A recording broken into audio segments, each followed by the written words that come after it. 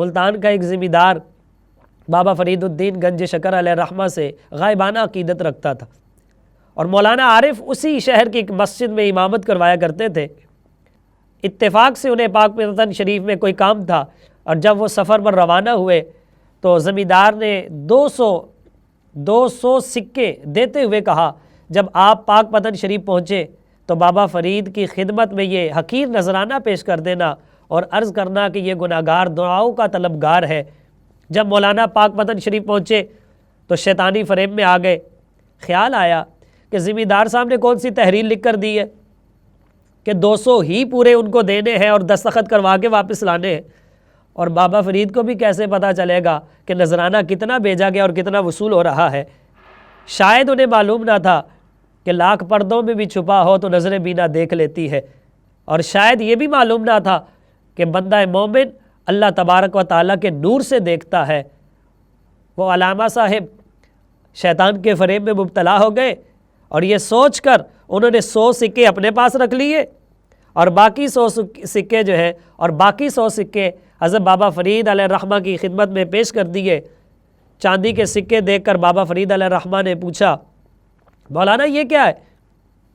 تو مولانا نے عرض کی، ملتان کا ایک زمیندار آپ سے عقیدت رکھتا ہے،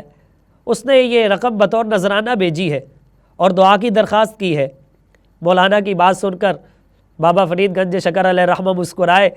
اور فرمایا، خدا اس زمیندار کا بھی بھلا کرے اور آپ کا بھی بھلا کرے، آپ نے حق برادری ادا کر دیا۔ اب یہ جو جملہ آپ نے بولا نا، آپ نے حق برادری ادا کر دیا، مولانا صاحب بابا فرید کے اشارے کو سمجھ نہ سکے اور رسمی انداز میں کہنے لگے،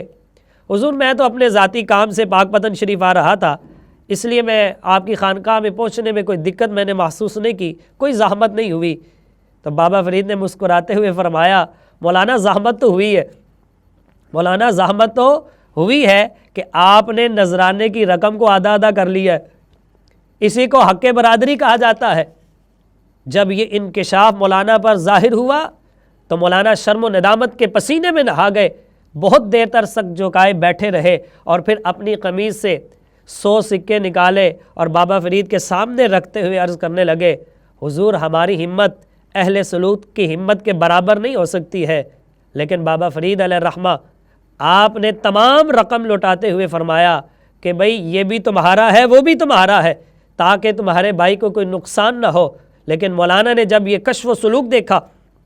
تو اپنا سارا سامان، ساری نقدی اور سارا نذرانہ درویشوں میں تقسیم کر دیا، اور پھر بابا فرید کے قدموں سے لپٹ کر رونے لگے اور عرض کرنے لگے، حضور جب محبت کی نظر کر ہی دی ہے تو اس دل کی میل کو بھی دھو دیجئے۔ اور پھر بابا فرید رحمت اللہ علیہ نے جو نظر کی، جس کو کسی نے کیا خوب کہا ہے، نگاہ ولی میں یہ تاثیر دیکھی، بدلتی ہزاروں کی تقدیر دیکھی، تو بابا فرید علیہ الرحمہ نے آپ نے ایسی نگاہ فرمائی، پھر اہل دنیا نے دیکھا کہ 100 سکوں کی خیانت کرنے والا روحانی دولت سے مالا مال ہو گیا، اور اللہ تبارک و تعالیٰ نے اسے اپنا قرب عطا فرمایا۔